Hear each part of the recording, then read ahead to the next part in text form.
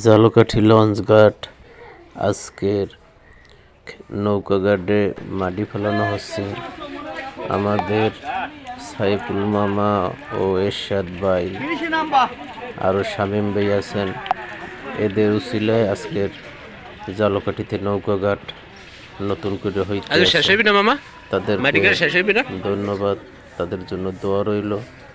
আমাদের ঝালকাঠিতে প্রায় 16-17 বছর ধরে এই গাড়ির জন্য মাঝিরা অনেক কষ্ট করছে।